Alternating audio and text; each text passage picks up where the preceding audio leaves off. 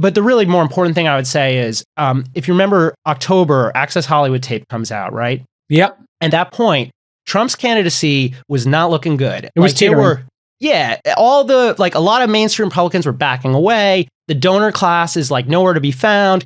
And the two things happened, one of which is like WikiLeaks, right? And I think that probably helped Trump a lot more than Peter Thiel. But I think Thiel coming in, making a $1 million plus donation, pretty big donation, as far as these things go, and giving a speech where he kind of tried to contextualize, and put into context the remarks, to defend them essentially. Where he didn't defend Trump for saying, grab him by the pussy, but what he said was, hey, we got to take this guy seriously. Yeah, he has seriously, not literally. That was the Thiel catchphrase, and I think that had some influence, and in terms of both like changing the news cycle and I agree. And so I think all that made like a significant difference. I don't know. Again, I think Trump. There were a lot of things that went well for Trump, and I'm not sure he maybe could have done it without Thiel, but it was a very close election. So. It does seem like Zuckerberg has been influenced by Peter Thiel in an outsized way.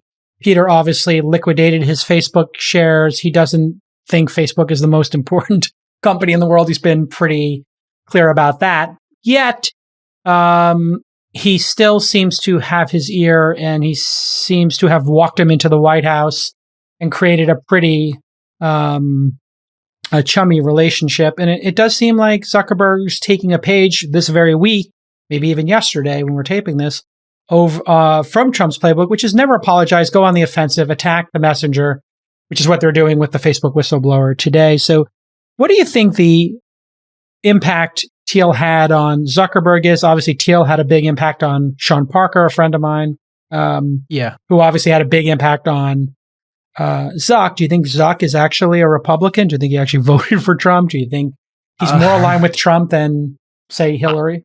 I think that... Or Joe Biden? Okay, so I think that Zuck's politics are pretty hard to parse. I would guess that, his politics seem to be Facebook. It's like Facebook is his political view. Share price.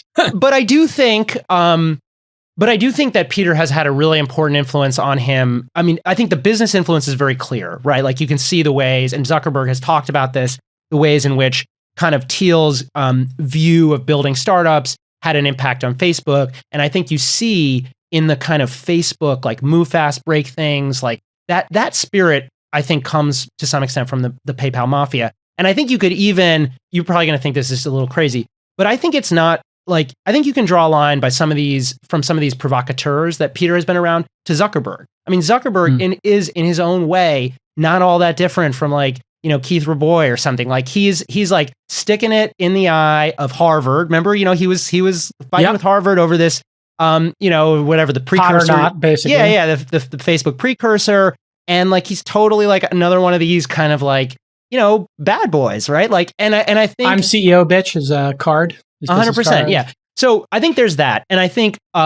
it's pretty clear that, so maybe not pretty clear. It's like clear as mud that he has some pretty libertarian views. I mean, we've seen some of them come out, and basically in terms of the way he thinks about, speech and like what is Facebook's responsibility to society. I mean, it seems like he basically thinks that the answer is none, or something close to none, and that it's important to take that position in order to maintain freedom or something along those lines. Like, I think that is probably has a lot to do with Peter's influence. And as you said, I think that Peter played a really important role kind of in the Trump era with Zuckerberg. So Zuckerberg, if you go back to 2016, right, he was getting hit really hard over this like kind of this is like a really stupid story, but like it was a big deal at the time, the trending topics thing, where they had like created this little sidebar, and like no one was even looking at it, right? But like it got spun up into a big to-do in conservative media. And conservative media, I think rightly, sensed an opportunity here to like, in kind of like the classic sort of Breitbart, like let's try to move the Overton window kind of thing, to sort of go after Facebook and say that they were discriminating against conservatives. And that became like politically very salient. And that would have been really bad for Mark Zuckerberg, because Donald Trump, as we know, is like not averse to like sort of meddling in the business world. He likes to shake cages, swing a bat. Exactly. He takes everything personal. And, there are people in Trump's world who are talking about some like very extreme things with respect to tech. Peter helps arrange this kind of peace summit in 2016, where you had like Glenn Beck and a bunch of other well-known conservatives, and they make peace. Zuckerberg says, Whack pack. Yeah, Zuckerberg says, it isn't the kind of far right, right? It's like mainstream, like Glenn Beck is as far right as I think. Maybe Glenn Tucker Beck's was a little there. wacky. I think maybe had Ben Shapiro there. But no Breitbart. No Breitbart, no Milo. Right. Who's that weird character with the beard you go into a bunch of details with? Charles.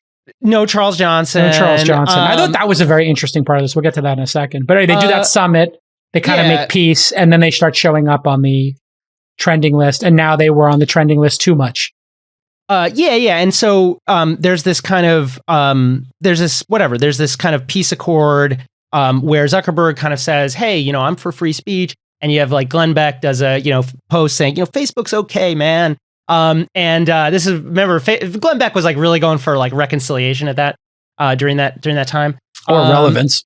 Yeah, okay, and I think that helped, and I think I think that probably influenced Facebook's reluctance in 2016 to really kind of figure out what was going on its platform. I mean, there are lots of other possible explanations, and I think with a company like Facebook, it's a mistake to like see any one. You know what I mean? It's probably like 3 or 4 different things at once. But I think there was definitely political incentive to like let stuff go on the platform.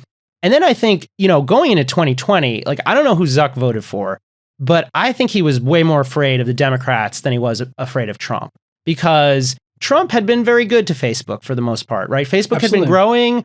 Like Trump every now and then he gets on Twitter and says something obnoxious, but Zuckerberg obviously has a good friend and board member who's in the inner circle, and Trump hasn't really done anything to Facebook. Yeah, that's where taking Trump seriously, not literally, actually applies. He could say whatever he wants, but what is he actually doing to break up big tech? The only thing he really did was say, we're going to kick TikTok out. You better find a deal. And that set in motion that whole Oracle, Microsoft, we got to find a deal for TikTok. That actually was the only thing he did against tech that had teeth.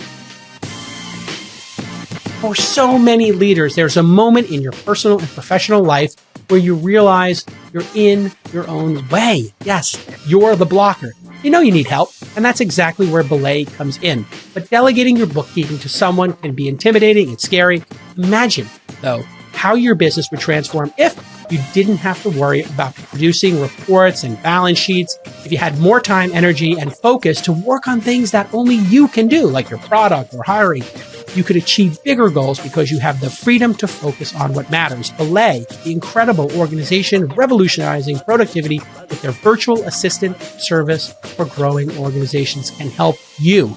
That's why they're giving our listeners a free download of The Cost of Not Doing Your Bookkeeping. Your finances are not the place to be experimenting, holding your breath, fingers crossed, and hoping for the best. So, if you're ready to wave the white flag on handling your red and black margins, let one of Belay's experienced remote bookkeepers help. Get back to doing what only you can do, growing your organization, and leave the bookkeeping to Belay. Just text TWIST to 55123 or visit belaysolutions.com/twist for your free download of The Cost of Not Doing Your Bookkeeping today.